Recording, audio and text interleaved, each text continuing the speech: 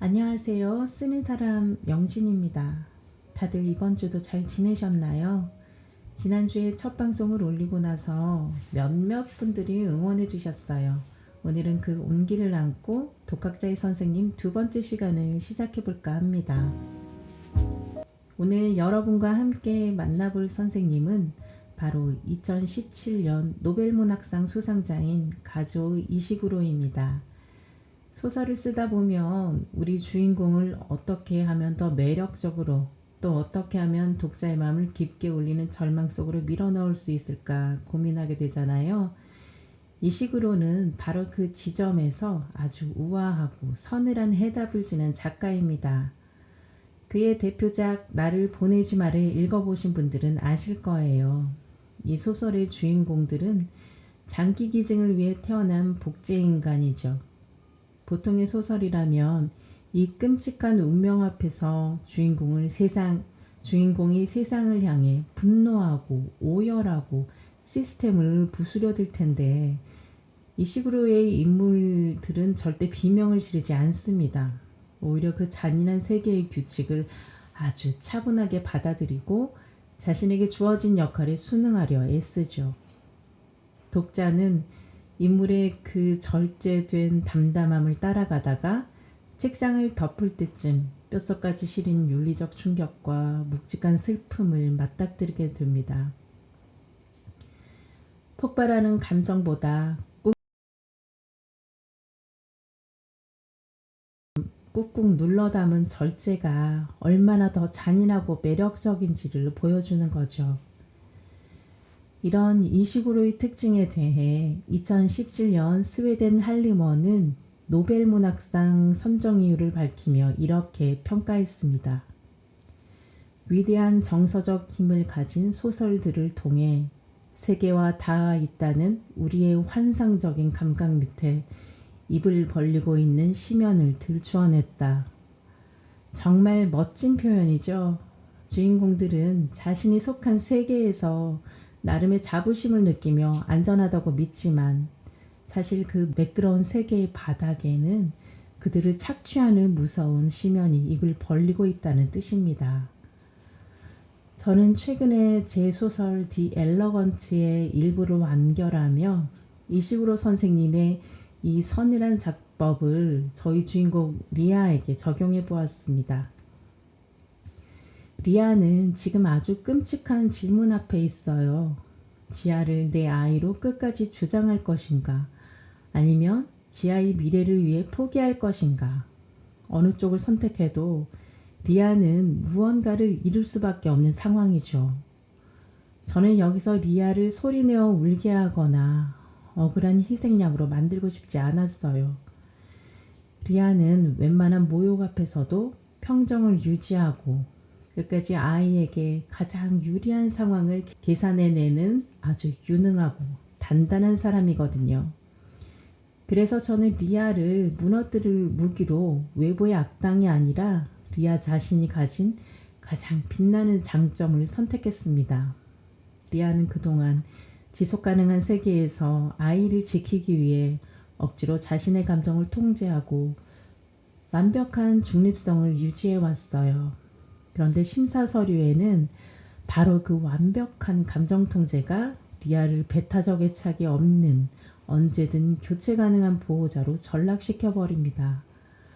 리아가 아이를 사랑해서 버텨온 시간들이 역설적으로 그녀의 목을 조르는 가장 치명적인 데이터가 되어버린 거죠. 내가 안전하다고 믿었던 세계의 논리가 나를 찌르는 심연이 되어버린 순간입니다. 가장 맹렬하게 사랑하는 방식이 가장 치명적인 자기 포기가 될 때, 독자는 비명을 지르는 인물을 볼 때보다 훨씬 더 깊고 서늘한 슬픔을 느끼게 됩니다. 소설을 쓰면서 인물을 괴롭히는 건 작가로서 참 가슴 아픈 일입니다. 하지만 설명하거나 변명할 기회를 주는 대신 그들을 피할 수 없는 잔인한 질문 앞에 세우고 묵묵히 버티게 할 때 인물은 비로소 생명력을 얻고 반짝이게 되는 것 같아요. 그럼 이제 본격적으로 가조 이시구로에게서 무엇을 배웠고 그것이 제 소설을 어떻게 나아지게 만들었는지, 여러분들도 어떤 부분을 적용할 수 있을지 이야기해보는 시간을 갖도록 하겠습니다. 첫 번째는 세계관을 설명하지 말고 인물이 이미 익숙해진 생활 언어로 스며들게 합니다. 이시구로는 이 소설의 핵심을 복제인간의 정체를 밝히는 미스터리로 보지 않았고, 정보가 늦게 드러나는 이유도 아이들 자신이 자기 세계를 완전히 이해하지 못한 채 살아가기 때문이라고 말했습니다. 그래서 독자는 설정 해설을 듣는 대신 인물의 일상적인 말투를 따라가다가 뒤늦게 공포를 깨닫게 됩니다. 저도 근미래를 배경으로 한 소설 디 엘러건트를 쓰며 설명하지 않으려 했습니다. 그랬더니 독자들은 피로감을 호소했습니다.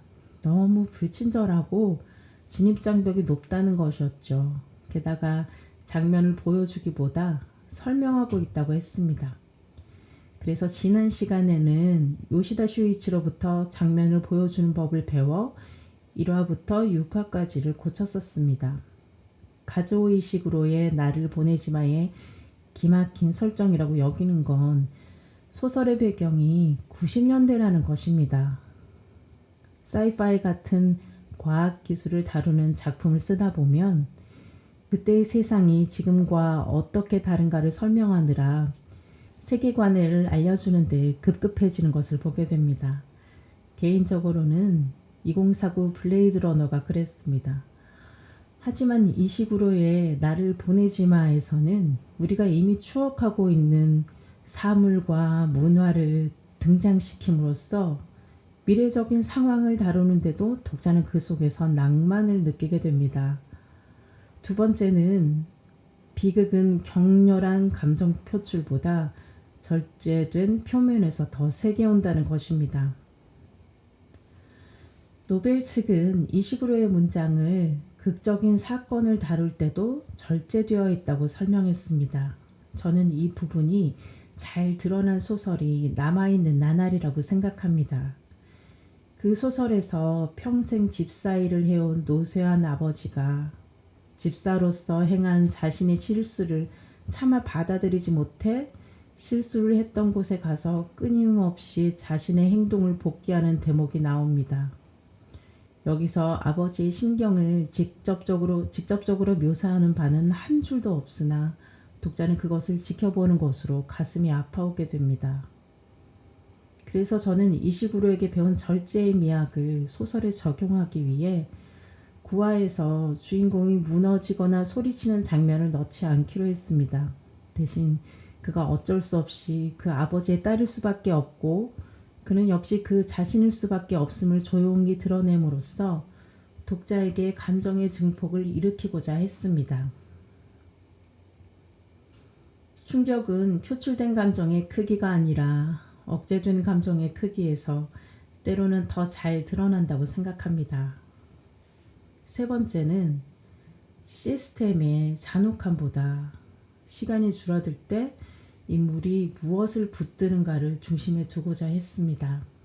이시구로는 나를 보내지마에서 자신이 더 관심 있었던 것은 복제 기술 자체보다 인물들이 자기 자리를 어떻게 이해하고 그 운명을 어디까지 넘어설 수 있는지, 그리고 시간이 얼마 남지 않았을 때 무엇이 정말 중요한지가 드러나는 지점이라고 말했습니다.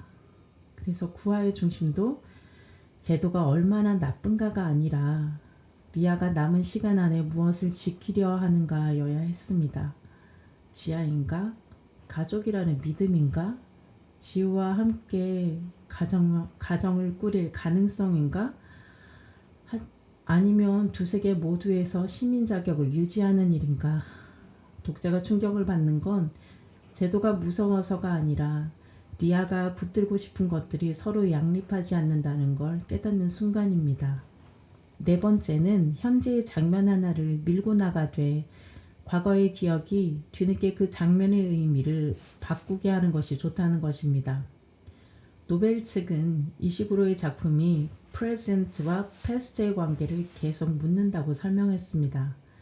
나를 보내지마도 현재의 캐시가 과거를 회상하면서 이미 지나간 장면들의 의미가 뒤늦게 달라지는 구조로 힘을 얻습니다. 저는 제가 쓰는 소설 디 엘러건트의 9화에서 지난 화에서 축적해온 사소해 보였던 진술이 복선으로서의 의미를 지닐 수 있게 하기 위해 노력했습니다. 시드필드가 쓴 작법서가 있는데요. 지금 그 서명은 생각나지 않습니다. 시나리오 어떻게 쓸 것인가인 것 같기도 하고, 그건 로버트 맥키의 책인 것 같고요. 시드필드의 서명이 정확히 무엇인지는 제가 찾아보고 밑에 더보기에 남겨놓도록 하겠습니다. 그 책에서 씨 뿌리기와 걷어들이기라는 개념이 나옵니다. 즉 앞서 뿌려놓은 씨앗을 일부의 완결인 9화에서 충분히 걷어들이고자 했습니다. 이렇게 작법을 얘기하다 보면 매우 거창해지는 것 같습니다. 이 중에 얼마만큼이 제 작품에 그대로 녹아들었는지는